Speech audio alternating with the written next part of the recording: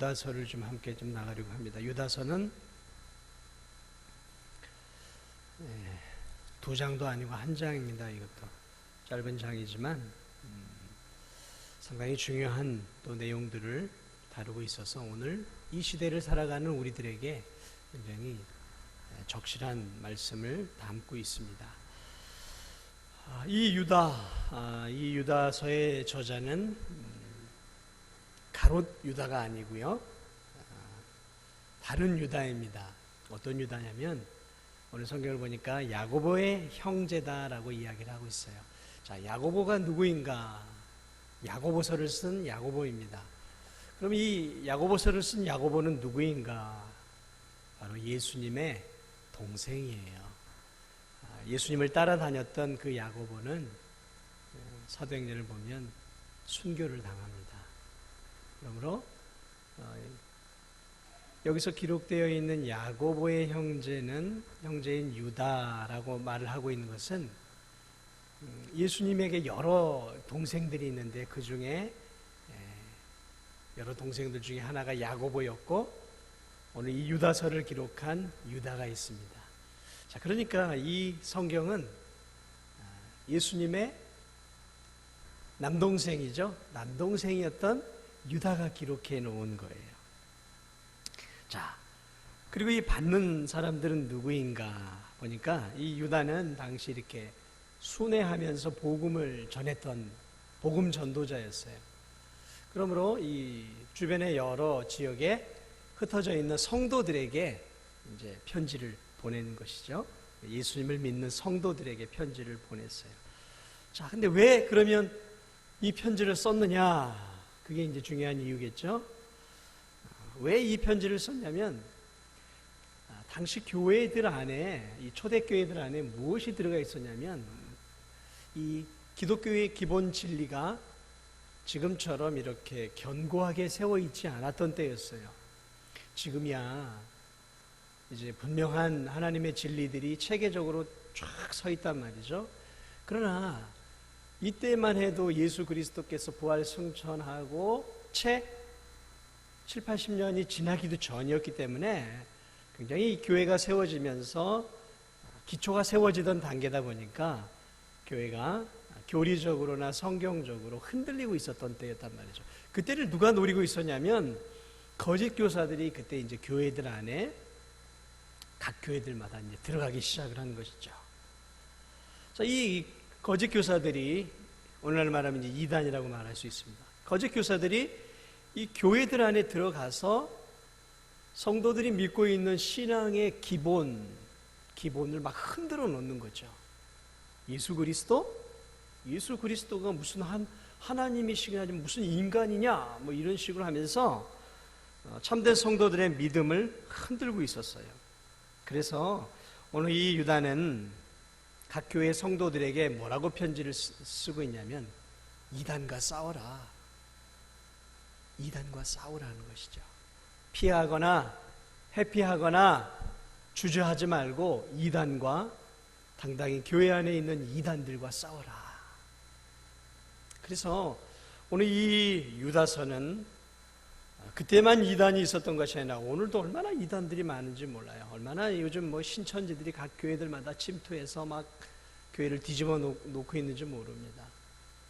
이단들을 분별하고 그 이단들과 피를 흘리기까지 싸우라라고 하는 것이 오늘 이 유다서의 편지의 굉장히 중요한 목적이에요. 자, 그래서 오늘 이 유다는 진리로 이단들과 싸울 것을 강조하기 위해서 성도들에게 이 편지를 지금 쓰고 있습니다. 자, 그러한 배경 하에서 이제 우리가 오늘 1, 2절 말씀 서론 편지에 이제 그 서론격인 이제 도입부를 함께 좀 나눠 보도록 하겠습니다. 오늘 우리가 읽은 이 1, 2절은 대개 이제 인사입니다.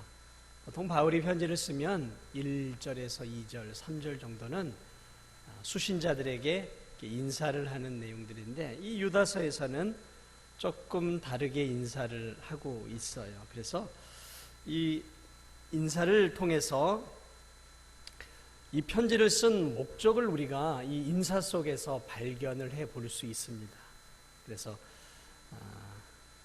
오늘 이 1, 2절을 통해서 몇 가지 진리를 좀 함께 나눠보고자 하는데, 먼저 이 1, 2절을 통해서 이야기하고자 하는 것 중에 하나가 무엇이냐면 성도가 어떤 사람인가를 보여주고 있어요. 이 인사 속에서 성도가 어떤 사람인가를 보여주고 있어요. 왜냐하면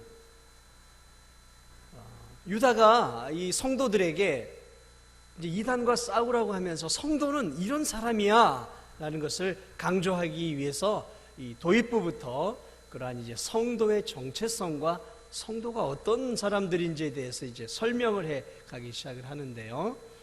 자, 성도가 어떤 사람인가? 우리 1절을 보면 이렇게 얘기하고 있어요.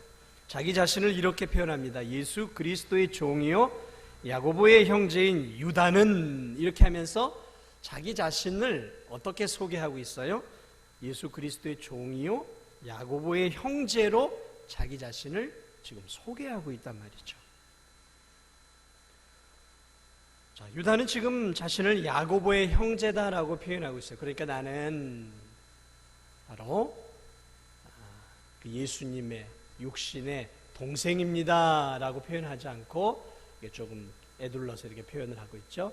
야고보가 당시에 예루살렘에서 지도자였기 때문에 그 야고보의 동생이라고 하면 그 유다도 예수님의 육신의 동생이구나, 그런 것들을 이제 알 수 있는 것이죠.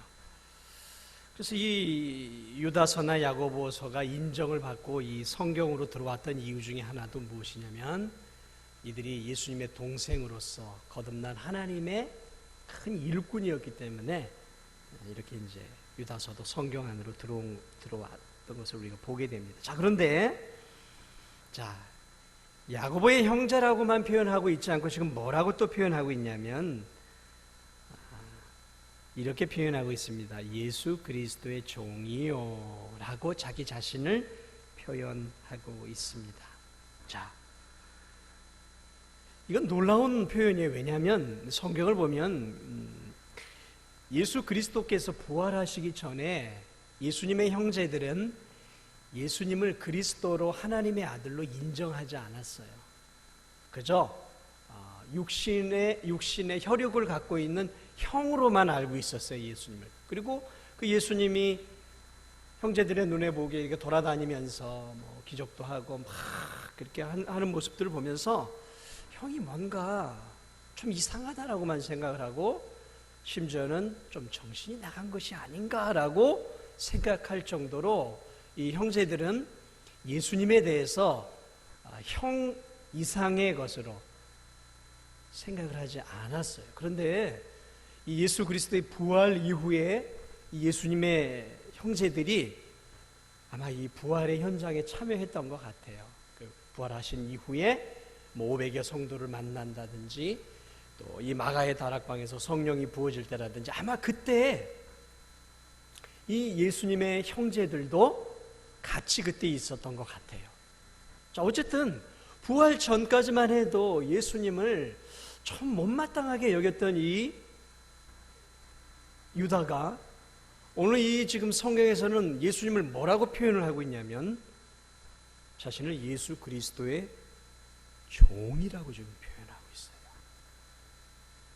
그러므로 이 표현 속에는 무엇이냐면 그리스도인이 무엇인가, 누구인가에 대한 정체성이 담겨 있는 것이죠. 자,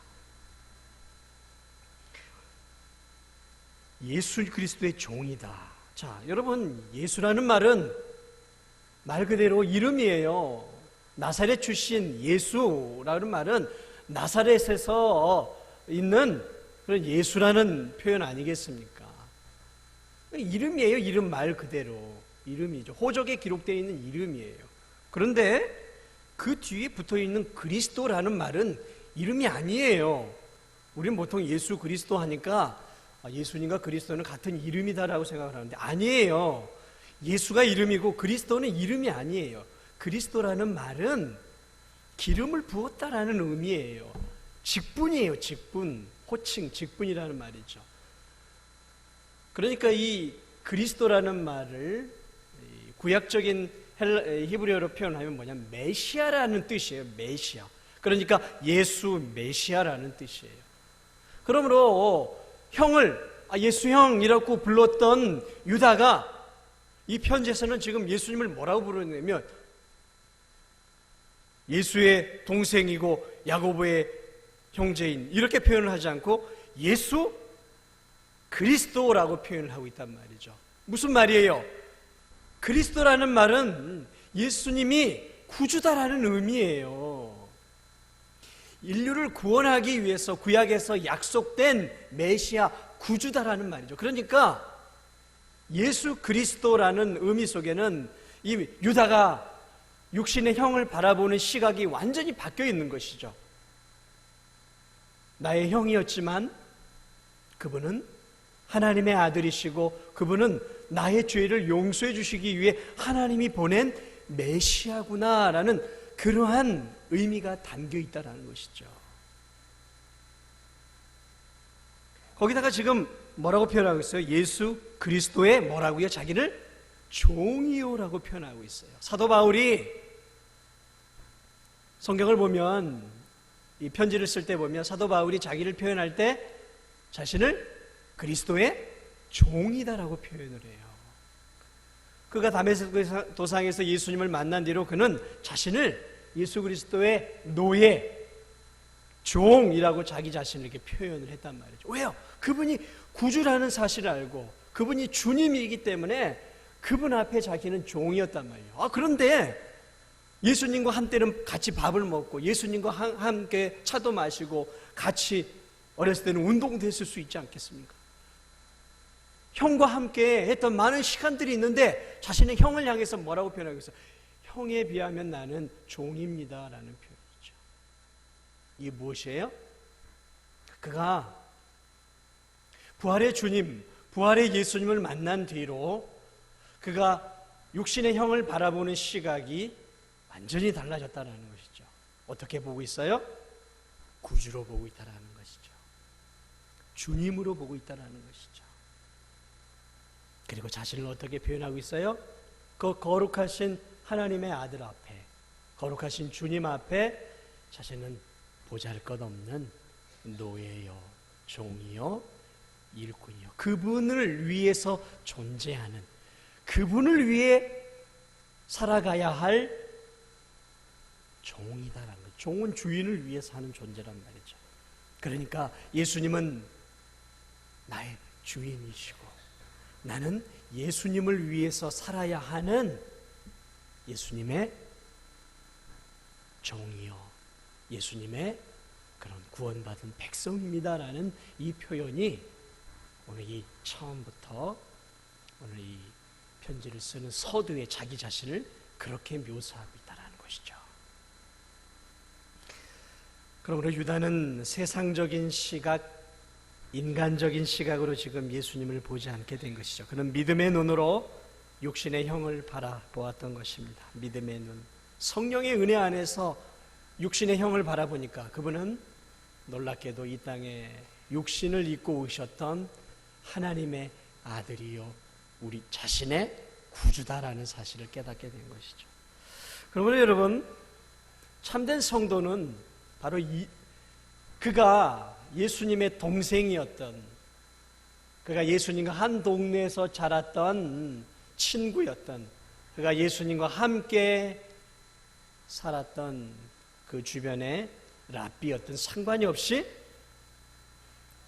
참 성도는 예수님을 예수 그리스도, 그리고 그분은 나의 왕이고 나는 그분을 섬기는 종입니다라고 표현할 수 있다면 그것이야말로 바로 참된 성도의 모습이다라는 것이죠.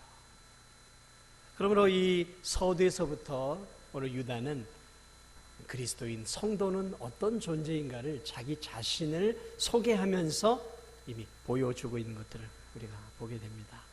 여러분은 예수 그리스도, 예수님을 어떤 시각으로 바라보고 있습니까? 정말 예수님을 메시아로, 구주로, 그리고 참 하나님으로, 나의 왕으로, 내 인생의 주인으로 여러분은 믿고 계십니까? 그런 시각을 갖고 있어야 돼요. 그러나 아직도 이 땅에 살아가는 많은 사람들은 예수 그리스도를 그저 위대한 4대 성인의 한 명쯤으로, 위대한 도덕 선생쯤으로, 그리고 위대한 윤리 선생쯤으로 아는 사람들도 적지 않은 것을 보게 됩니다. 오늘 우리는 다시 한번 성도란 예수 그리스도를 어떻게 부르느냐를 따라서 참 성도인 것을 우리가 살펴볼 수 있습니다. 자, 오늘 그렇게 이야기를 하면서 지금 이제 성도가 어떤 존재인지를 설명을 하면서 자기를 표현하면서 이 성도의 몇 가지 특징을 또 인사말 가운데 지금 넣어놓고 있어요. 그러면서 이 유다가 지금 편지를 보내고 있는 성도들을 향해서 성도란 이러한 특징들이 있다라고 지금 이제 자기 1절에서 표현을 하고 있는데, 먼저 뭐라고 표현하고 있냐면 이 성도를 하나님께로부터 부름을 받은 자들로 지금 표현을 하고 있어요. 1절을 다시 보세요. 예수 그리스도의 종이요 야고보의 형제인 유다는 부르심을 받은 자, 이렇게 이제 시작을 합니다. 그러니까 여기서 이제 성도의 특징을 이야기해요. 지금 부르심을 받은 자가 누구냐면 편지를 보내고 있는 성도들을 의미하고 있어요. 그들을 뭐라고 표현하고 있냐면 하나님께로부터 부르심을 받은 자다라고 지금 표현하고 있어요. 이게 성도의 대단히 중요한 특징입니다. 로마서 1장 6절을 보면 이런 말씀이 있어요. 너희도 그들 중에서 예수 그리스도의 것으로 부르심을 받은 자니라. 바울이 로마에 있는 성도들을 향해서 뭐라고 표현하냐면 너희도 그들 중에서, 세상 사람들 중에서 예수 그리스도의 것으로 부르심을 받았다라는 것이죠.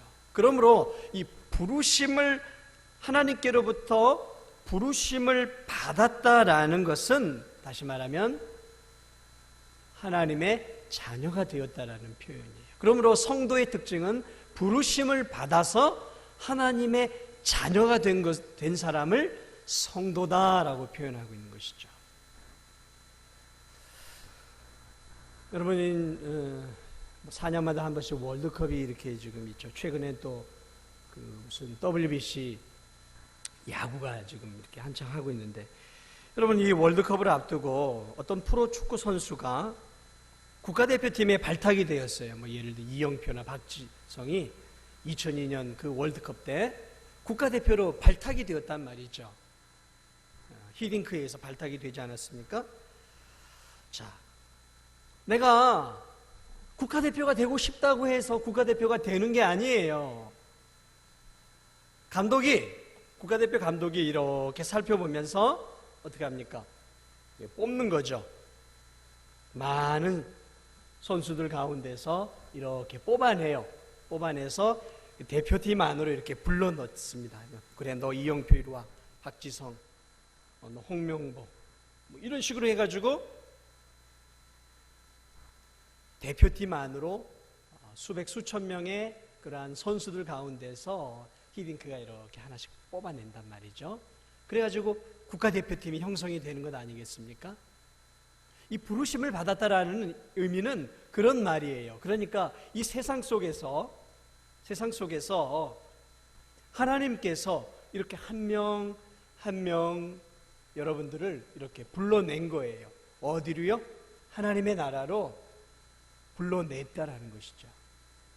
그것이 성도다라는 거예요. 불러냈다라는 거예요. 그러니까 나 가겠습니다 해가지고 내가 하나님 나라에 가겠습니다 하고 이렇게 쑥 들어온 게 아니라, 나는 아무것도 할 수 없는데 전능하신 하나님께서 나를 끄집어내서 죄악된 죽을 수밖에 없는 세상의 무리 속에서 끄집어내어서 천국이라는 그 울타리 안으로 이렇게 모아내셨다는, 이게 부르심을 받았다는, 그러니까 부르심을 받았다라는 의미는 바로 구원을 받았다라는 의미예요. 구원을 받았다라는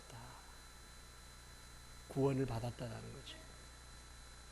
그래서 이 교회라는 이 말이요, 우리 한글은 교회인데 이 헬라어로는 에클레시아예요. 에클레시아. 이게 무슨 뜻이냐면 많은 사람들 가운데서 바깥으로 이렇게 해서 많은 사람들을 끄집어서 모았다라는 의미가 에클레시아예요. 그러니까 교회라는 것은 세상에서 죽을 수밖에 없는 죄로 인해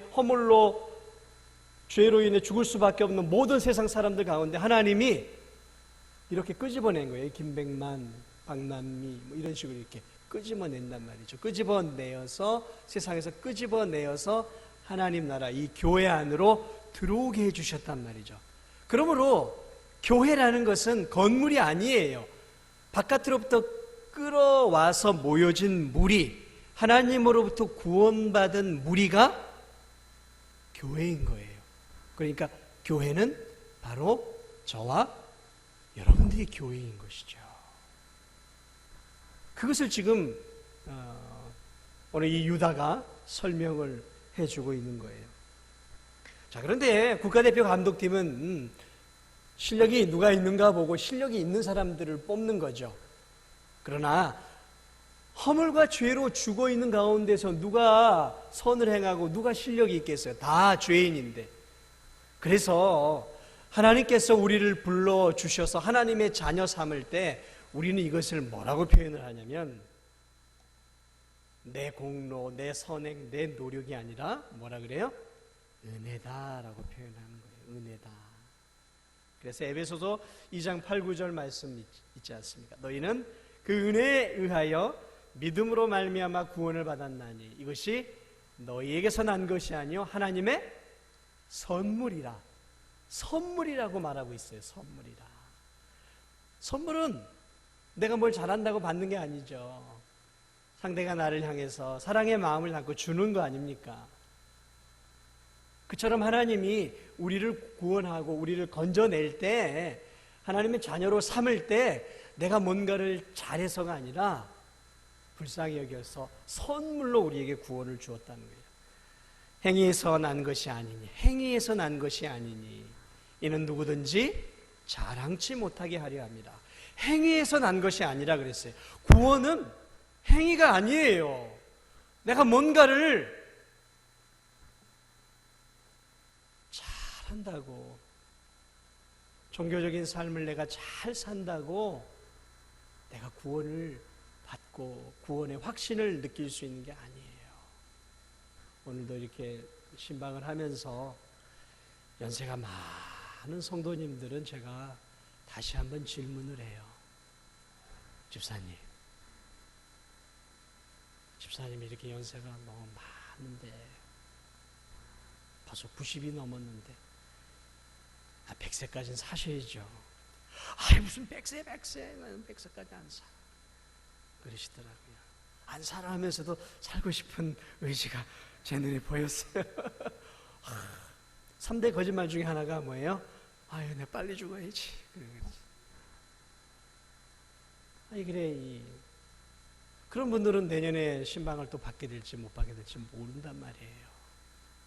그래, 집사님, 하나님 불러 가면 천국 갈 수 있겠어요? 그랬더니 고개를 이렇게 하면서 가봤어야 알죠. 그러더라고요. 가봤어야 알죠. 그래, 가봤어요. 저도 안 가봤는데요. 저도 안 가봤는데. 그래, 내가 요즘 기도 생활도 시원찮고, 기도 생활도 시원찮대요. 여기 기도 생활 시원찮은 분들 손 들어보세요. 손을 드신 분이 있어요. 정직하신 분인데 기도 생활도 시원찮고 여러분 가운데 그런 분들 요즘 예배 생활도 내가 시원찮고 말씀 생활도 그렇고 그러면 좀 시원치 않으면 우리 구원 못 받는 거예요? 구원 못 받습니까? 아니잖아요. 오늘 성경은 뭐라고 말하겠어요?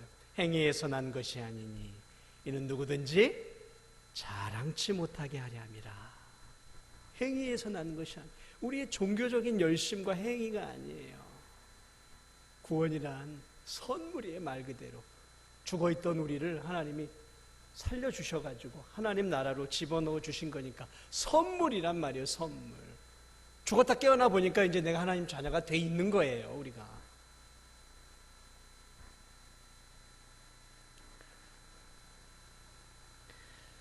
오늘 그렇게 말을 하고 있습니다. 그러므로 여러분, 그러면 목사님, 구원이 선물이고 그럼 내가 어떻게 살아도 구원 받았으니까 그냥 뭐 술도 좀 마시고 좀 노름도 좀 하고 좀 인생도 즐기고 좀 쾌락도 즐기고 세상 사람처럼 살아도 뭐 내가 은혜로 구원을 받았고 행위가 아니라고 하고 그러니까 이제 좀 내 마음대로 살아도 되겠네요. 이렇게 방종의 질문을 하는 사람들이 있어요. 그런데 진짜 그리스도인은 그런 질문을 못하죠. 그렇지 않겠습니까? 진짜 그리스도인이 어떻게 그렇게 말할 수 있어요? 내가 예수 그리스도가 십자가에 못 박혀 죽음으로 하나님의 아들이 죽음으로 내가 구원을 받아 하나님의 자녀가 되었는데 이제 내가 구원받았으니까 이제 내 멋대로 살아도 되겠네요 라고 말을 하는 것 자체가 그 사람은 아직 구원이 뭔지를 모르는 사람이에요. 내가 정말 하나님의 은혜로 값없이 구원을 받았다면 내가 죄를 짓고 살 수 있겠습니까?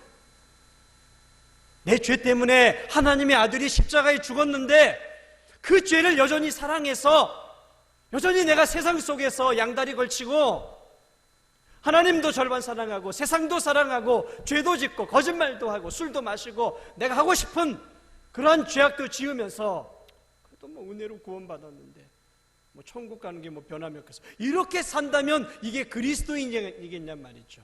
아니요. 그렇게 생각을 하고 있다면 그 성도는 그리스도인이 아니에요. 진짜 그리스도인은 나 같은 죄인이 하나님의 은혜로 구원을 받았는데 내가 어떻게 죄를 또 지을 수 있겠어? 나는 절대 죄를 지울 수 없어. 예수님이 내 죄 때문에 십자가에 죽었는데 내가 어떻게 거짓말을 하고 살고 내가 어떻게 부정직하게 살고 내가 어떻게 하나님 마음을 아프시게 해드리며 살 수 있어? 나는 절대로 그렇게 못해. 나는 하나님의 자녀답게 살아야 돼. 구원이 아니라 나는 이제 하나님의 자녀답게 살아야 되기 때문에 나는 죄를 지을 수 없어. 이게 그리스도인인 거예요. 다르죠? 구원이 아니라 뭐죠? 내가 하나님의 자녀인데 어떻게 내가 죄를 지을 수 있냔 말이죠.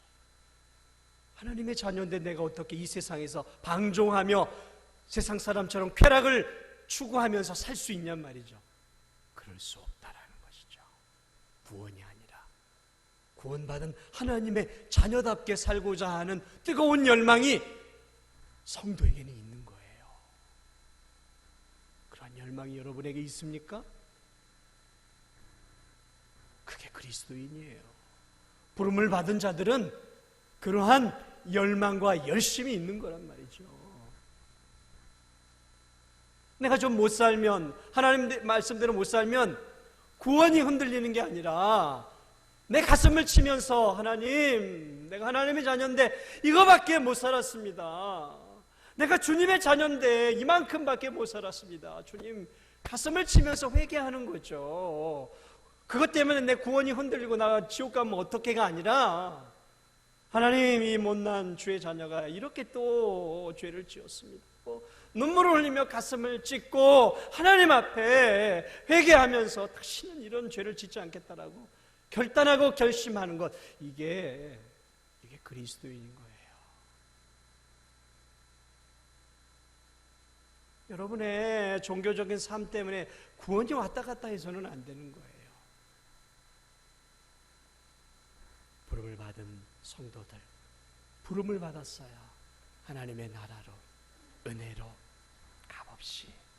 그것이 성도의 놀라운 특징 중에 하나예요. 또 하나의 특징이 뭐냐면 부르심을 받은 자, 그러면서 곧 하나님 아버지 안에서 사랑을 얻고, 성도의 두 번째 특징은 하나님 아버지의 사랑을 받고 있는 자들이에요. 사랑을 받고. 큰 틀에서 보면 바로 우리가 건짐을 받아 하나님의 나라에 들어가게 된 것이 뭐예요? 하나님의 사랑을 받은 것이죠. 하나님이 사랑하지 않았으면 우리를 건져내셨겠습니까? 건져내지 않았죠. 그저 그냥 죄 가운데 살다가 물 마시듯 죄를 먹고 살다가 그 죄의 결과로 지옥에 던져지도록 내버려 두시겠죠. 그런데 어떻게 하셨어요? 우리를 긍휼히 여기고 사랑하셔서 지옥불에 떨어지기 직전인 우리들을 건져내신 거 아닙니까? 사랑이죠. 그러므로 성도의 특징은 하나님의 사랑을 입은 자들이에요. 하나님의 사랑을 입은 자들.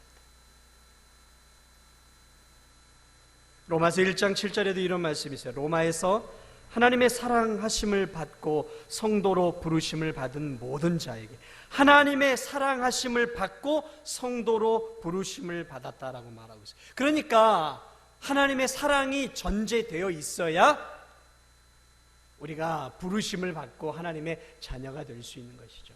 내가 하나님의 자녀가 되었다면 하나님은 나를 뭐 하고 계시는 거예요? 사랑하고 계시는 거예요. 하나님이 세상을 이처럼 사랑하사 독생자를 주셨으니 이는 저를 믿는 자마다 멸망치 않고 영생을 얻게 하려 하십니다. 하나님이 세상을 이처럼 사랑했기 때문에 독생자를 보내주셨고, 그 독생자를 믿을 수 있는 믿음을 우리에게 주셨고, 그리고 그 믿음에 의해서 우리를 하나님의 자녀로 삼았단 말이죠.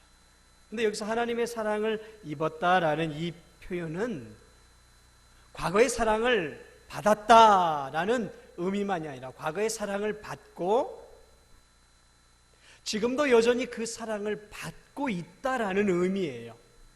그러니까 하나님의 사랑이, 나를 향한 하나님의 사랑이 과거 어느 때 한 번 나를 구원하던 어느 때 한 번으로 끝나는 것이 아니라, 하나님의 사랑이 나를 구원한 사랑에서 멈춘 것이 아니라 구원을 하고, 그리고 구원받은 우리들이 지금 이렇게 하루하루를 살아가고 있는 이 동안에도 하나님이 여전히 구원받은, 부름을 받아 자신의 백성으로 삼은 여러분 한 분 한 분을 지금 뭐하고 계셔요?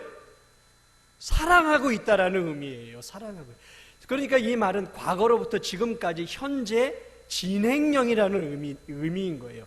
다시 말하면 현재 진행형이라는 의미는 앞으로도 하나님은 계속해서 부름을 받고 구원을 시켜준 성도들을 어떤 환경 속에서도 우리가 어떻게 하든지 상관없이 어쨌든 하나님의 큰 틀 안에서 변함없이 구원받은 우리들을 사랑하고 계실 것이다 라는 그 의미가 이 안에 포함되어 있는 거예요. 우리 인간은 한때 사랑했다가도 내 마음에 들지 않고 나를 힘들게 하거나 나를 건드리면 적으로 돌아설 때가 많아요. 그런 일들이 학생들 가운데 참 많아요. 학창시절에 막 그냥 자기 것들을 나눠주고 막 하하호호하고 웃다가도 어느 날 자그마한 일 하나를 확 틀어져 버리면 어떻게 돼요? 학교를 졸업하고 나면 끝나버리는 거예요. 인간의 사랑이요? 부부간의 사랑 영원할 것 같습니까? 보세요. 부부간의 사랑, 주례사가 검은 머리 팥불이 될 때까지 꼭 사십시오. 맹세를 해요. 그래 놓고 1년도 안 돼가지고 이혼을 하고, 심지어는 신혼여행 갔다 와서 같이 이렇게 저 법원인가요? 어디 가가지고 이렇게 가정법원 가가지고 또 이렇게 제출을 해요. 이런 일들이, 인간의 사랑은 부모와 자식 사랑도 마찬가지예요. 자식이 정말 망나니 같은 짓을 하면 부모가 자식을 포기하는 경우들도 있어요. 부모의 사랑이 크다고 하지만 요즘 보니까 부모하고 자식 간에 서로 막 법정에서 투쟁도 하고 재산 싸움도 하고 막 그러더라고요.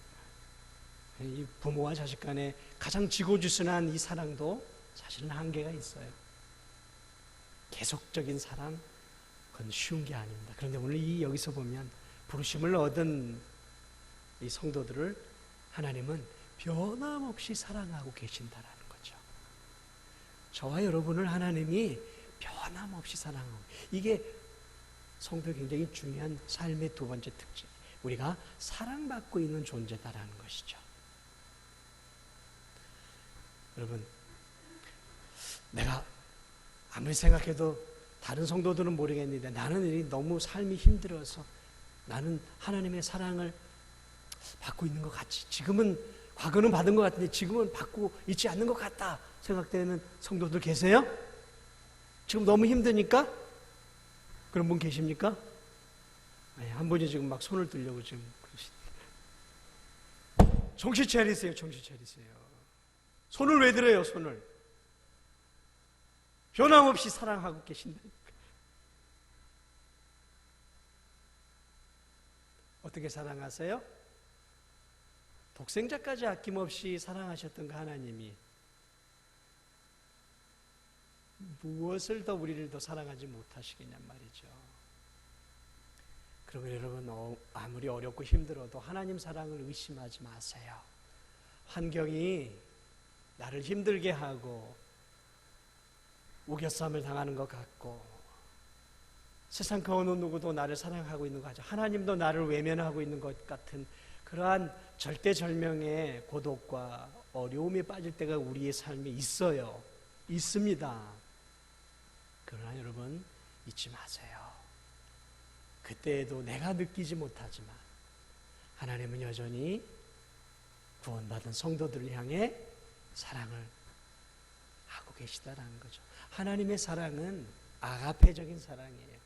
아가페라는 사랑은 무슨 말이냐면 조건 없는 사랑이라는 얘기예요. 내가 잘하면 하나님이 나를 사랑하고 내가 좀 서운하게 하면 하나님도 나를 서운하게 하고 나에게 등을 돌리는 그런 분이 아니다라는 거죠. 한번 너는 내 자녀야 라고 부르셨다면 끝까지 천국 갈 때까지, 아니 천국을 넘어서 저 영원한 영생의 세계에서 영원토록 우리를 사랑하신다는 사실을 여러분 꼭 기억하시기 바랍니다. 이 사실이 중요해요. 영원한 하나님의 사랑. 그래서 하나님의 사랑은 영원한 거예요. 영원한 거예요. 그 사랑이 오늘도 우리를 강권하고 있고 그 사랑이 오늘도 우리의 믿음을 붙잡아주고 그 사랑이 오늘도 여러분을 이 예배의 자리로 인도한 줄 여러분 믿으시기 바랍니다. 마지막으로 여기서 하나가 또 있어요. 어떤 게 있냐면, 어떤 특징이 있냐면 하나님 아버지 안에서 사랑을 얻고 예수 그리스도를 위하여 지키심을 받은 자들, 같은 맥락이에요. 이게 뭐라고 말하겠어요? 하나님의 지키심, 하나님의 보호를 받고 있는 게 성도다라는 거예요. 하나님의 보호를 받는 자, 하나님의 지키심을 받는 자들이다라는 것이죠. 마치 어미 닭 안에 이렇게 날개 그늘 안에 품겨 있는 병아리들처럼 하나님께서 그분의 사랑의 날개를 쭉 펴서 당신의 자녀들을 이 험한 세상으로부터 이렇게 품고 있는 거예요. 그래서 성경을 보면 하나님이 우리를 눈동자와 같이 사랑한다 그랬어요. 여러분 눈동자 이렇게 눈동자를 보호하기 위해서 이 눈이 깜빡거리는 것이 얼마나 빠릅니까? 그만큼 하나님이 우리를 단 한순간도 놓치지 않고 사랑하고 있다는 거예요. 그래서 시편에 보면 그런 말씀 있잖아요. 하나님은 졸지도 않고 주무시지도 않는다라는 거죠. 하나님이 잠이 없어서 우리를 보살피고 있는 게 아니고 할 일이 없어서 우리를 보살피고 있는 게 아니에요. 우리를 사랑하기 때문에 연약한 우리들을 지키고 보호하고 계시는 거예요. 여러분, 갓 태어난 아기들, 1년의 아기들을 보세요. 거의 24시간 부모가 눈을 떼질 않아요. 왜 그런 줄 아세요? 첫째는 사랑하기 때문에 그런 거예요. 사랑하기 때문에 그들을 보호하기 위해서요. 보호하기 위해서. 가만히 10분만 내버려 두세요. 1살짜리 아이 10분만 내버려 두면 큰일 납니다. 큰일 나요. 자녀들 키워보셔서 아시잖아요. 잘못 한순간 눈만 돌려도요, 그 아이가 그냥 막 뜨거운 국에 손을 집어넣기도 하고요. 올라가가지고 막 떨어져가지고 이 머리팍이 깨지기도 하고요. 아, 정말 아주. 저도 세 자녀 이렇게 키우면서 순간이더라고요. 우리가 그래요. 이 험한 세상에서 하나님이 우리를 보호해야 할 이유가 있어요. 수도 없이 마귀가 화살을 날리고 있어요. 수도 없이 성도들을 공격해요. 수도 없이 성도들을 넘어뜨리려고 하고 있는 악한 사단 마귀가 믿음의 성도들을 넘어뜨리려고 하고 있는데 어떻게 하나님께서 한눈을 파실 수 있겠냔 말이죠. 당신의 사랑하는 자녀들, 그 사랑하는 자녀들이 마귀와 세상의 유혹과 그런 인간의 마음 안에 있는 탐심에 의해서 쓰러지고 넘어지지 않도록, 완전히 하나님을 떠나지 않도록 그분이 그 권능의 손으로 붙잡아 주었기 때문에 저와 여러분들이 여기까지 믿음을 지킬 수 있었던 거예요. 그렇지 않았다면 그분이 날개 아래 우리를 품고 단 한순간도 놓치지 않고 보호하지 않고 하나님이 10분 20분만 다른 일을 하시고 우리를 보살피지 않았다면 우린 진작 마귀의 밥이 되어서 마귀의 손아귀에 다시 있게 될 거예요. 그런데 10년, 20년, 30년, 40년, 50년 신앙생활하고 내가 신앙생활을 잘 못했음에도 불구하고 여전히 그래도 이렇게 믿음을 갖고 있고 교회 나와서 하나님을 찾고 하나님께 예배를 드릴 수 있는 이 사실은 내가 뭔가 하나님을 향한 열심이 있는 게 아니라 그분이 내게 은혜를 주시고 나를 죄악으로부터 보호해 주시고 나에게 끊임없이 은혜와 믿음을 공급해 주시기 때문에 내가 하나님이 그 공급해 주신 은혜로 죄를 이기고 세상을 이기면서 여기까지 올 수 있었던 거예요. 내 힘 아니에요. 내 힘 아니에요. 착각하지 마세요. 내가 잘해서가 아니에요. 하나님의 은혜란 말이죠. 은혜. 그 은혜가 저와 여러분을 여기까지 인도해 주었어요. 그 사랑의 날개 아래 우리가 있단 말이죠. 그 사랑의 날개 아래, 그 사랑의 날개 그늘 아래 우리가 있단 말이죠. 전능한 그분의 그늘 아래 우리가 보호를 받고 있단 말이죠. 그러므로 우리의 구원, 우리의 영생은 안전한 것이죠. 안전한 것 아니겠습니까? 오늘 유다는 그것을 강조하고 있어요. 야, 너희들이 누구냐? 그리스도인 아니냐? 성도 아니냐? 그 성도가 도대체 무엇이냐 말이죠. 그 성도, 바로 세상으로부터 죄로부터 부름을 받은 하나님의 자녀가 돼요. 그 큰 하나님의 사랑을 지속적으로 받고, 그리고 그 하나님의 날개 그늘 안에 끊임없는 보호와 양육과 그리고 하나님의 채워주시는 은혜를 경험하고 있는 게 바로 너희들이고 내가 아니더냐라고 말하고 있죠. 광야 이스라엘 백성도 40년간 이집트에서 저 가나안 가는 40년 동안 여러분 보세요. 단 하루라도 그들이 굶었습니까? 굶지 않았어요. 끊임없이 하나님이 하늘의 창고를 여서 만나를 먹이셨어요. 그들이 목이 말라 죽었습니까? 아니요. 하나님이 반석에 샘물을 터뜨려 그들을 끊임없이 먹여 주었어요. 신발도 헤어지지 않았어요. 옷도 헤어지지 않았어요. 구름 기둥으로 불기둥으로 그들을 안전하게 지켜주셨단 말이죠. 원수들로 적들로부터 그들을 보호해 주시지 않습니까? 무엇을 말하고 있어요? 광야와 같은 이 세상길을 사는 동안 하나님의 자녀, 출애굽한, 죄로부터 출애굽해 하나님의 나라에 가는 백성들을 하나님이 절대로 놓지 않고 절대로 방치하지 않는다는 거죠. 방치하는 부모는 감옥에 가야 되는 거예요. 자식들을 함부로 방치하고 관리하지 못하는, 어린 자식들을 관리하지 못하는 부모들은 요즘 감옥에 애들을 간단 말이죠. 그런 하나님이 아니란 말이죠. 끝까지 책임지는 사랑이에요. 책임지는 사랑. 그것이 바로 하나님의 사랑 안에 있는 너희들이다. 이렇게 지금 말하고 있어요. 그렇습니다. 사랑하는 여러분, 지금도 하나님은 우리에게 은혜와 긍휼과 평강과 사랑을 지속적으로 우리에게 주고 있습니다. 우리가 그것을 날마다 느낄 수만 있다면 그 정도만큼 복된 성도는 없겠죠. 우리가 그것을 잘 못 느껴서가 문제겠죠. 오늘 이 유다는 우리에게 그리스도인이 누구인가, 그리스도인 도대체 어떤 복받은 존재인가에 대해서 오늘 이 본문 서두를 시작하면서 이 유다서를 시작하고 있습니다. 그렇습니다.